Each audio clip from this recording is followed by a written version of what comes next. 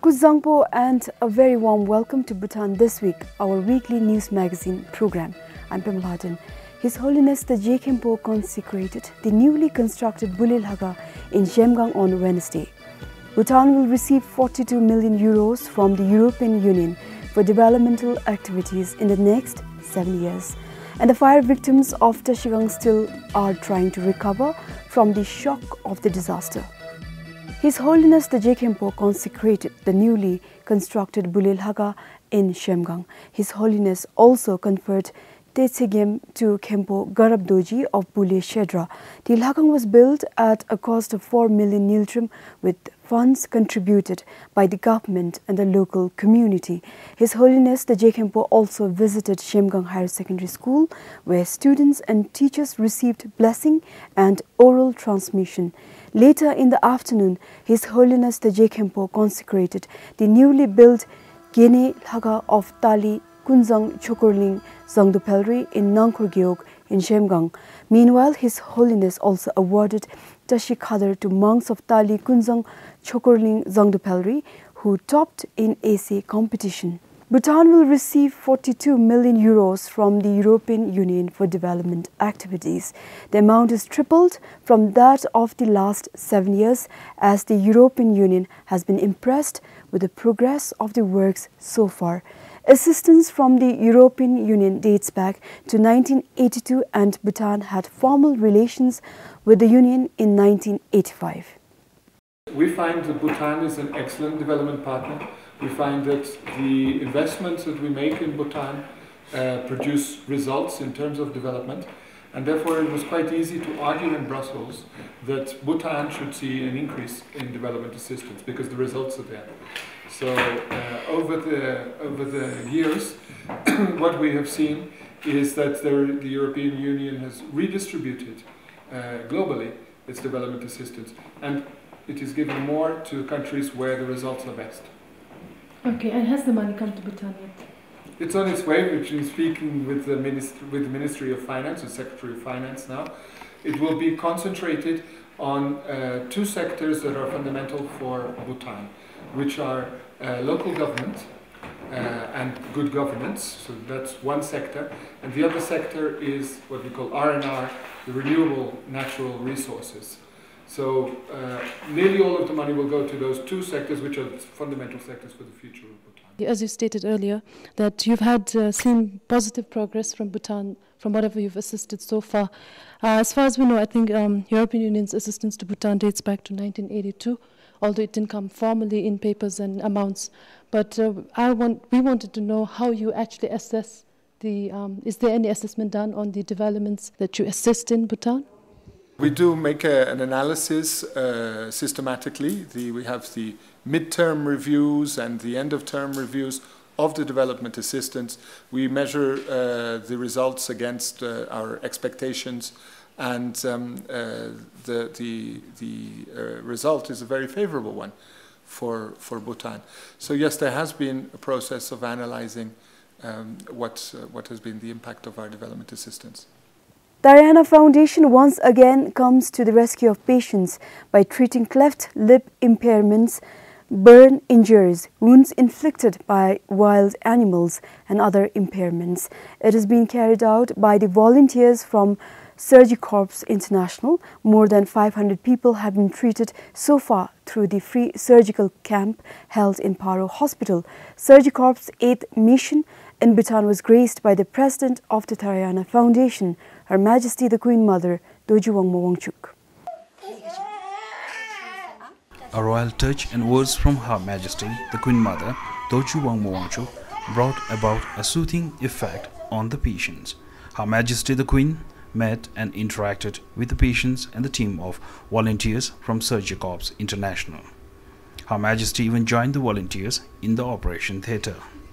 The camp began on Monday.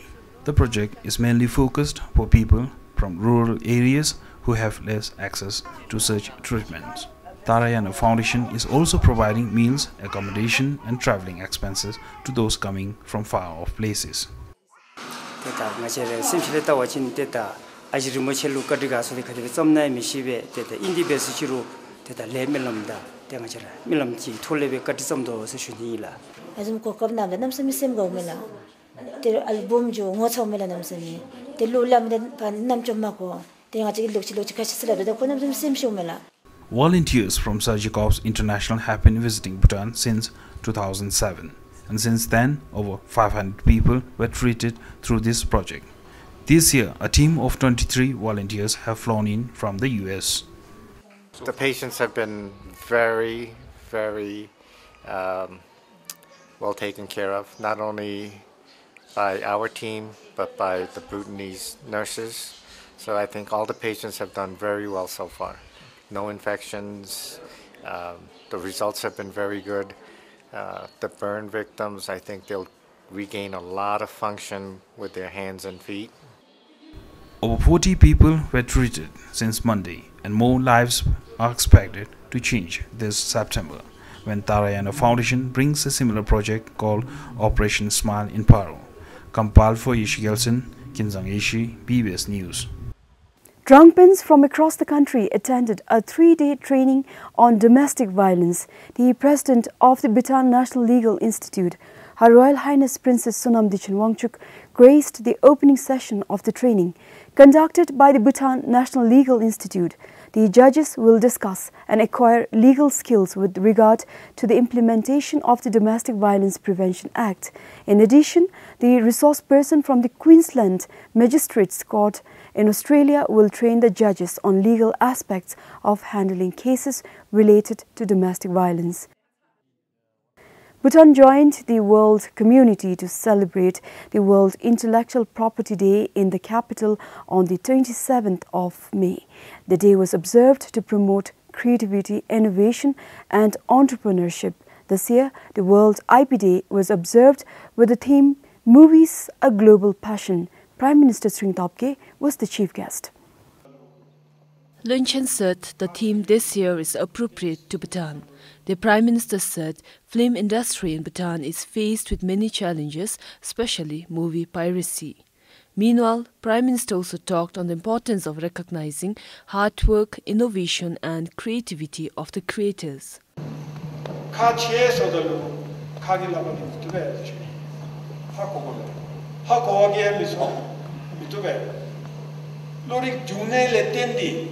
La bemidilu kepsachi mewachin tingache lorik junelu kenam se chamja ashu lorik junele ten circular ten innovation le ten digi tingache kepsadi matobachin turu domaso bachin mochi matobachin chitong makewachin tingache regi dreamigi dilu shipsel beni research and development ki todoluya mangile misu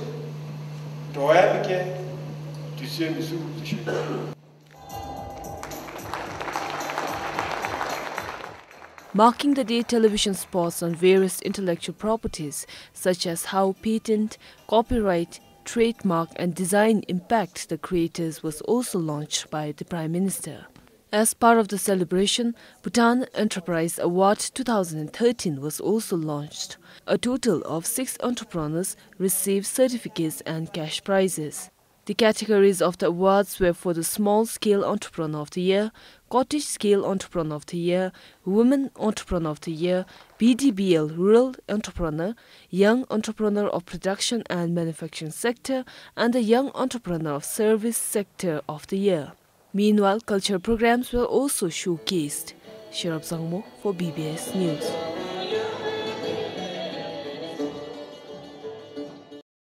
Talks on schools being shut down in the country is nothing but just a recommendation presented by the government. It was made to boost education quality, which is often said to be deteriorating over the past years. Known as the rationalization of small and unsustainable schools, the policy was formulated back in 2010. The idea is to provide quality education by closing down some of the underutilized schools. For example, in a remote setting, a school has just about 10 students and a teacher teaching them all subjects. This in turn impacts students as they are not able to cope up with the many subjects taught by the 1 or 2 teachers. Even otherwise, students end up traveling to high schools once they graduate their primary education. Therefore, the current government still stands with this policy. Therefore, the quality of education has been over the years going down, and this is one of the reasons why, to ensure that every child in Bhutan gets the minimum attention from minimum number of teachers, which we have, especially in primary schools and then upward. So, especially in the extended classrooms, this situation has been going on, and in 11th plan, the ministry had decided to consolidate and make sure that to ensure quality teaching and learning, the children should be asked to move to larger schools where you have got complete set of teachers and other service facilities.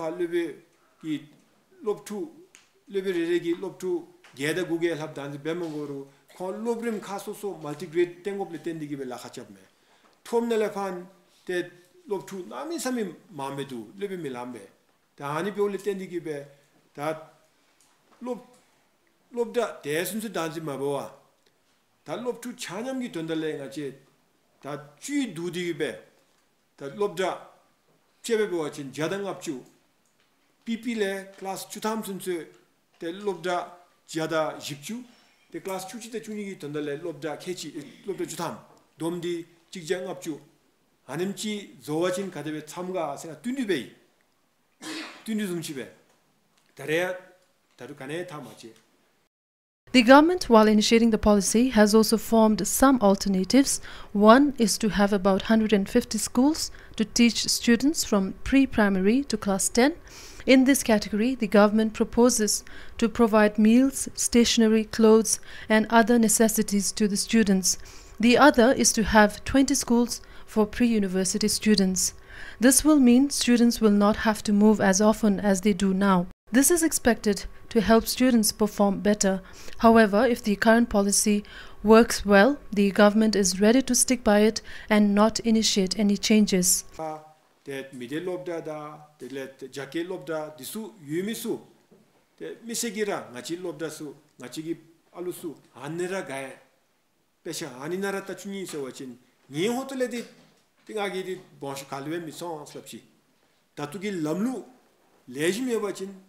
Ni hotel di debra jani slapsi galwe bonshut mitso se dibodalu tatu yumi lamlu di chera tonsep nalafa dumi pamnyam chusugi bewachin da lobdadigi chegi alusulu penmi tobes nowachin te tapsichi ani yu singagi tundibe danewe tundibe odalu.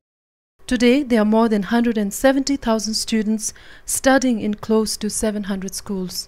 Diki Chorindoji, PBS News. The World Bank, as per the report launched in Bhutan Development Update, states that development in the country is well on progress. The gross domestic product growth rate in Bhutan is projected to be 7.3% this year. This is a rise from 4.62% in 2012. The increase in the economic growth was attributed to many factors. One of the factors is the construction of 4 hydropower projects in the country. First is that some projects on hydropower will come online, as well as the Dongsam cement project that will also contribute to economic growth. The other hypothesis is that there will be good record of tourism growth, because government is going to put in place some new innovative measure to boost tourism revenues. The other factor is that government is talking about lifting the bans on credits and also on import. The commissioning of the Dagachu project by mid of this year is expected to contribute towards the economic growth. In addition, disbursement from India to finance the 11th five-year plan will also lead to higher capital spending, hence boosting the economic growth. However, the boost in economic activity could lead to risks and challenges. The government has therefore undertaken some measures to help overcome the problem and increase the economic growth. The government has put in place this economic stimulus package that is going to expected to increase economic growth by providing more liquidities to the banks, but also plans to have more funding provided to small and medium enterprises. That's one that is going to be quite important looking forward. Otherwise, the government is implementing the economic development policy and looking forward also to make some bold move on the doing business indicators to make Bhutan more competitive. The World Bank, in the meantime, proposes to tighten monetary and fiscal policies in the country. The World Bank says fiscal tightening with consistent monetary policy measures will be needed to avoid a new episode of rupee shortage once the restrictions are lifted. Compiled for Tsetan Dupchu, Somchudin, BBS News. The forest in Tashkang has left a trail of destruction. Apart from damaging thousands of acres of forest, the fire has left many homeless, mostly in Bidung Geog. Most fire victims are still trying to recover from the shock of the unfortunate event. 59-year-old Apparo from Bidung is one of the victims left homeless by the wildfire this week. The fire razed his single-storied house, leaving him and his only daughter homeless. Apparo has no other relatives to live with. He lost all his belongings along with around 30,000 Nutrum in cash to the fire.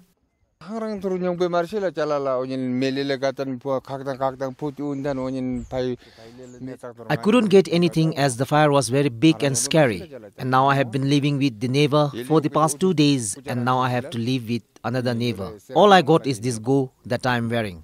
I got Sarah, but now I don't know how I will get the insurance or not. If I get, then I will again construct a small house.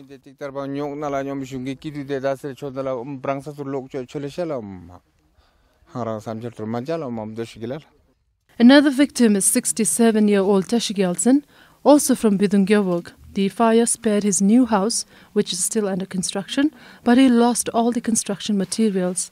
He also lost more than 10,000 Nultrum in cash and other belongings. Recalling the unfortunate event, Aptashi says there was nothing they could do to stop the wildfire. I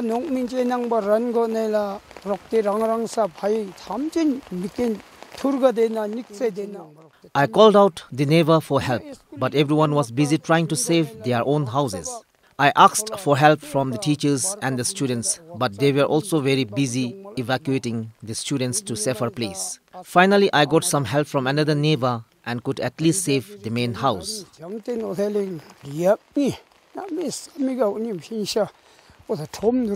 Since Aptashi's new house is still under construction, he does not have any insurance, but he is optimistic of getting help from the government.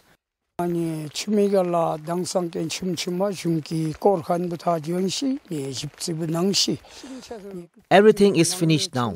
Officials visit site and took note of the damages. But they did not say anything whether I will get help or not.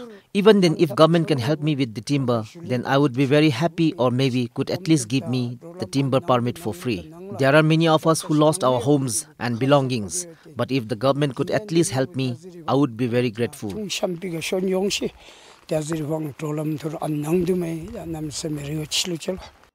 Bidungyog administration is working on helping the families who lost their homes to the fire in every possible ways.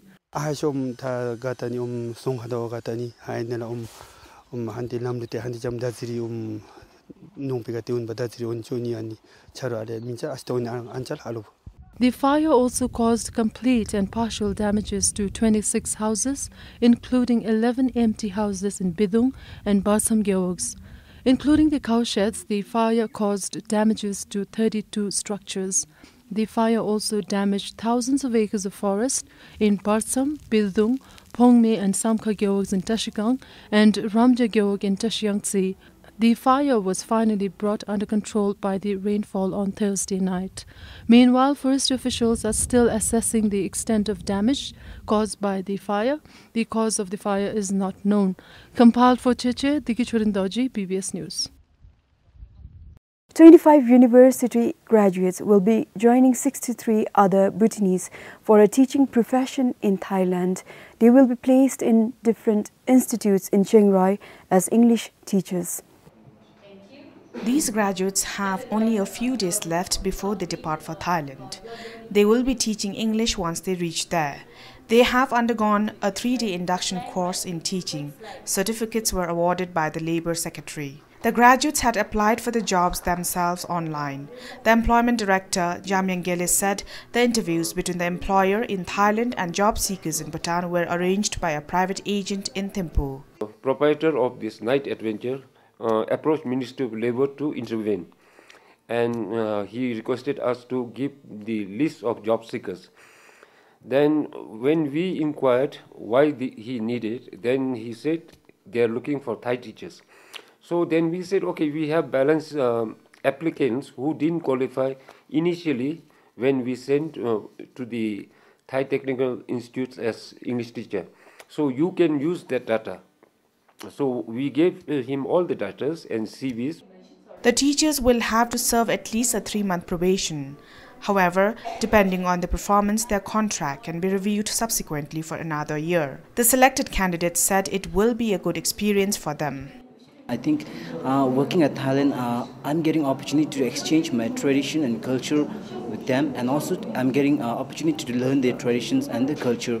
And also on top of that, I'm getting an opportunity to teach the citizens of Thailand. When we're here, we're trying as much as possible to learn the basics, maybe the hello and hi and how are you, where am I going. So down there, I think the major challenge would be the language. In the meantime, the Labour and Human Resources Ministry is also looking into options of sending more Bhutanese for overseas employment. Compiled for Chetan Dupchu, Tara Limbo for BBS News.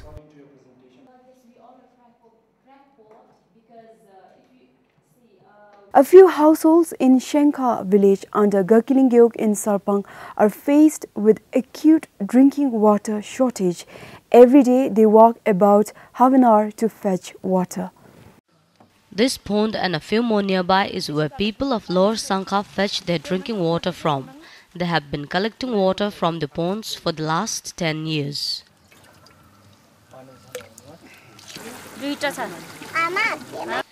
During days of continuous sunshine, the pond water dries up and water is insufficient for the residents. It takes about half an hour to fetch water and get back home. We have to use the horse to carry water. This water is only for drinking, and that too we have to use it economically. For washing, we have to go to another place which is about an hour's walk. We have to come all the way here to fetch water. The water is not enough. Moreover, it is not clean, but we have no choice. It is difficult without water. Children have to walk about an hour to take bath, so they can bath only on Sunday. If we have annual puja at home, we have to look for friends to fetch water. We cannot maintain cleanliness at home.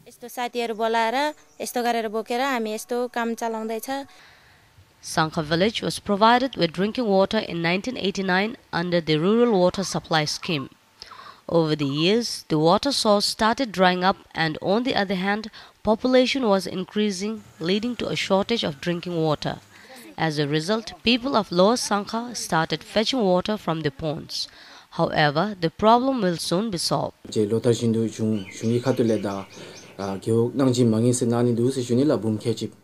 government provides a Geog development grant of 2 million yultrum.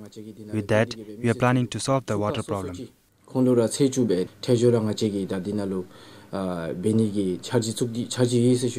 There are 36 households in Sangka village. Compiled for Phuba, Ishori Gurung, BBS News, Gelifu. Bhutan is considered highly vulnerable to climate change, but some say trying to curb economic growth to address climate change distracts attention from more pressing problems like poverty and disease. This was the topic of great climate change debate held in the capital. Nobody wants to remain poor.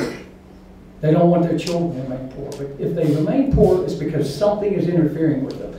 And the most powerful force in virtually any country that would be an obstruction for them will be government policies. So if we look at whether we look at Africa, Africa is poor not because there are too many Africans, it's because the governments have bad economic policies that don't promote prosperity. India remained poor for so long, they ignored prosperity. China was the same. Changing policies has a big impact on the poor. much bigger, and they didn't have to have climate change as an issue to make their people better off. The participants also raised concerns about global agreement on climate change and rewarding the countries which are keen in protecting the natural environment. If you read the fine print of the Clean Development Mechanism, Bhutan does not get rewarded for so-called good behavior, be it by accident of birth or be it by the accident of economic history or development.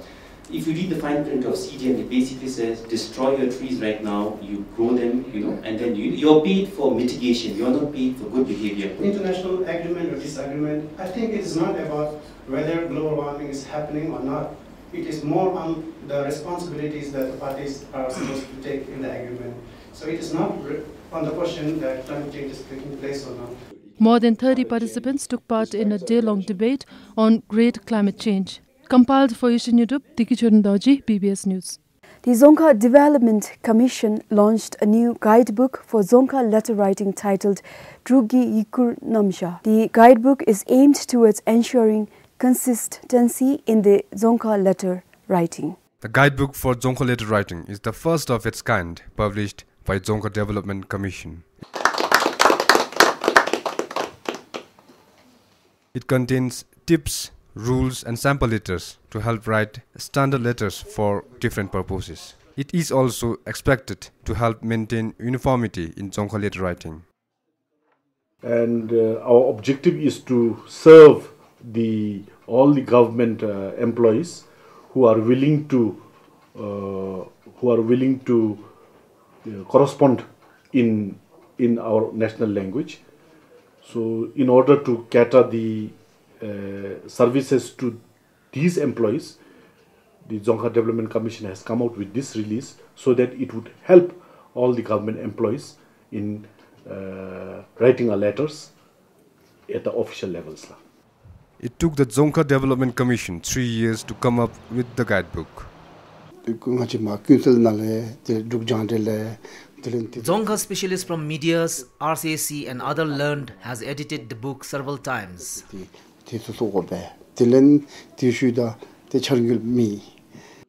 The book will be distributed to the ministries and schools across the country, free of cost. It can also be accessed from the Commission's website. I'm Gawangchuk for BBS News. That is all we have for you this week. Join us again next week for yet another edition of Bhutan This Week. Until then, goodbye.